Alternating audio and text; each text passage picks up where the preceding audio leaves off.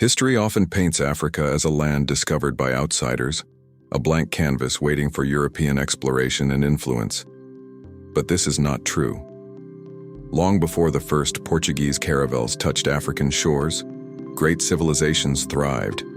Powerful kingdoms with complex governments, bustling trade networks, and deep spiritual traditions.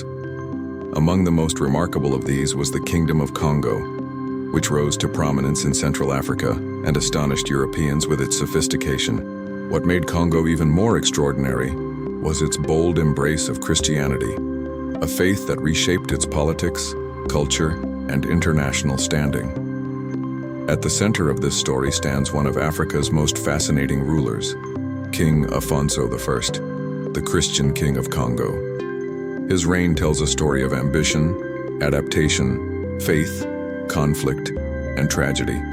A story that reveals not just the resilience of Africa, but also the devastating impact of Europe's hunger for power and slaves. The Kingdom of Kongo began to take shape in the late 14th century, in the fertile lands around the Congo River Basin, in what is today northern Angola and Western Democratic Republic of Congo. Its founders were Bantu-speaking people, skilled in agriculture, hunting, and ironworking.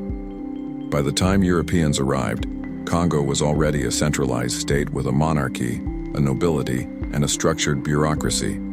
Its ruler, known as the Manikongo, commanded loyalty from a network of provinces, each governed by local nobles who owed allegiance to the throne. The capital city, Mbanza, Congo, sat atop a hill, a bustling center of politics and commerce. Congo's political system was remarkably sophisticated.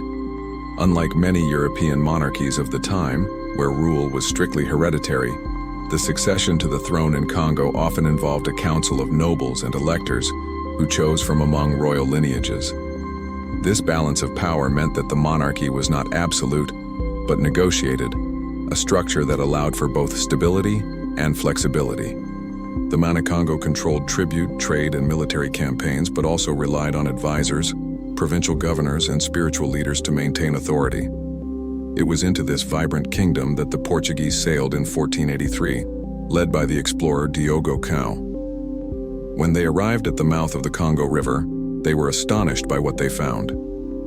Congo was not a land of scattered tribes, but a functioning state with a clear hierarchy and system of governance. The Portuguese quickly established relations with the Manikongo, seeing both commercial opportunities and souls to be converted. For the Congolese elite, the Portuguese represented a chance to access new trade goods, horses, textiles, firearms, and luxury items. The first major turning point came in 1491, when King Nzinga a Nkubu, the reigning Manikongo, was baptized into Christianity, taking the name João I. His baptism marked the beginning of Congo's formal ties with the Catholic Church and the Portuguese crown. But it was his son, Nzinga Mbemba, who would transform this symbolic act into a lifelong mission. Nzinga Mbemba would later be remembered as Afonso I, the Christian King of Congo, whose reign from 1509 to 1542 would define the kingdom's golden age. Afonso was not the heir apparent. He was one of many sons, but unlike his brothers, he was deeply attracted to Christianity. Educated by Portuguese missionaries, he immersed himself in the teachings of the Church, learning to read and write in Portuguese and Latin.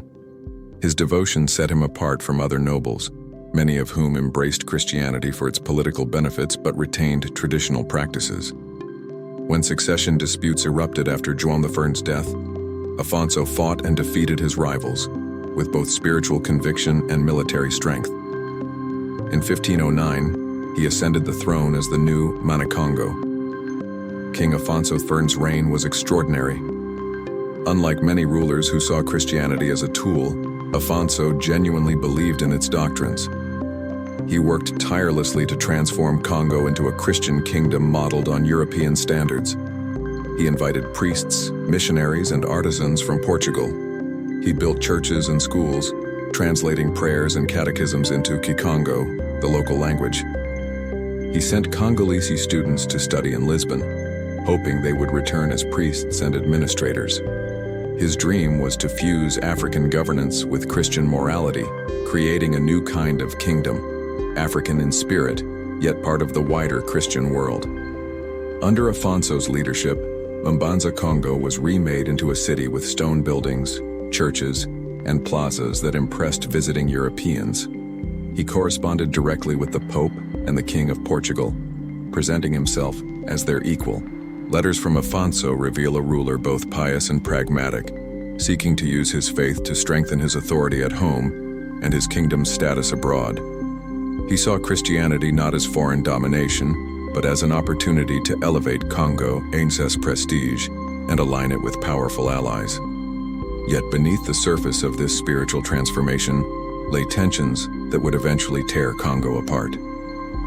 Central to these tensions was the slave trade. In the early years of contact, Kongo engaged in controlled trade with Portugal, exchanging ivory, copper, and agricultural products for European goods.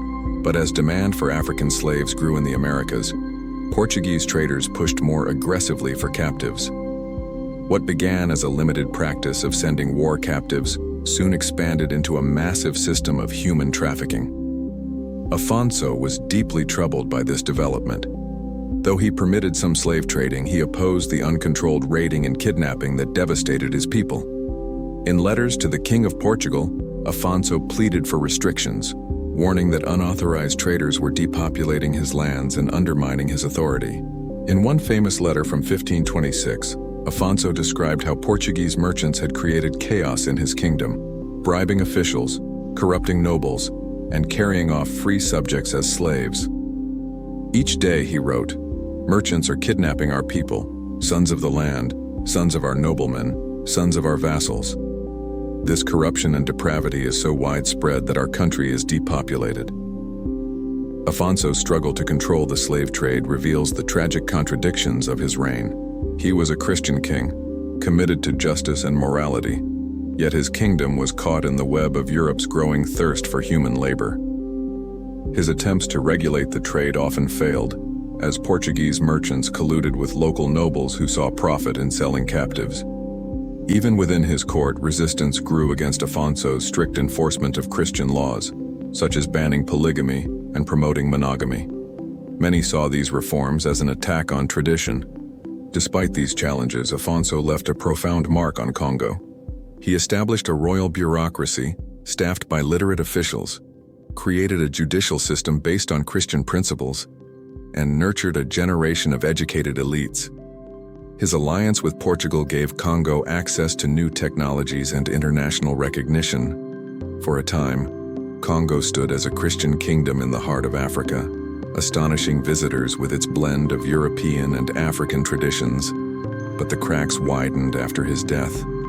Later rulers lacked Afonso's vision and determination. The slave trade intensified, fueling rivalries among provinces and weakening central authority. Civil wars broke out, exacerbated by Portuguese interference. By the 17th century, Kongo was in decline, its population devastated by slave raids and internal strife.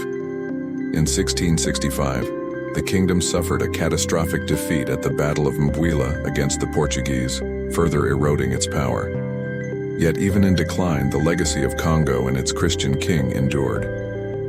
The spread of Christianity took deep root. The Congolese developed their own syncretic form of Catholicism, blending European rituals with African beliefs. Saints and ancestors merged, creating a faith that was uniquely Kongo. This spiritual tradition would later influence African-descended communities in the Americas, carried across the Atlantic by enslaved people. Elements of Kongo Christianity can still be found in Afro-Brazilian religions like Candomblé and Afro-Cuban traditions like Palomonte. The memory of Afonso the Wren also lived on. He was remembered as a ruler who tried to protect his people, who sought justice in the face of corruption, and who embraced a foreign faith not as submission, but as empowerment. To some, he remains a tragic figure, a man caught between two worlds, unable to resist the forces that would eventually destroy his kingdom. To others, he is a visionary who proved that Africa was not a passive recipient of European culture, but an active participant in shaping its destiny. Archaeological and historical evidence continue to reveal the richness of Kongo's civilization. The ruins of Mbanza Kongo, now a UNESCO World Heritage Site, testify to its urban sophistication. Letters preserved in European archives give us direct insight into the thoughts of Afonso Thars. Oral traditions keep alive the stories of kings, queens, and battles. Together, they remind us that the Kingdom of Kongo was not a footnote, but a major player in world history. The story of the Kingdom of Kongo and its Christian king forces us to rethink history itself. It challenges the Eurocentric idea that Africa was only converted and civilized by Europe. In reality, Kongo adopted Christianity on its own terms, reshaped it, and made it part of its identity. It also forces us to confront the devastating consequences of the slave trade, a system that undermined even the most powerful African states. Today, in Angola, Congo, and beyond, the legacy of Kongo is still felt. The Kikongo language remains widely spoken. The Catholic faith remains strong, enriched by local traditions. The descendants of those who once lived under the Manikongo still remember their heritage. And the figure of Afonso I stands as a symbol of both hope and caution, a reminder of Africa's creativity and resilience, but also of the destructive impact of colonial greed. The Kingdom of Kongo was not just a kingdom, it was a beacon of adaptation, a crossroads of cultures, a story of faith and betrayal. Its Christian king dreamed of uniting two worlds, Africa and Europe, tradition and Christianity, morality and power. That dream was never fully realized, but its echoes continue to shape history, reminding us that Africa's past is vast, complex, and deeply human.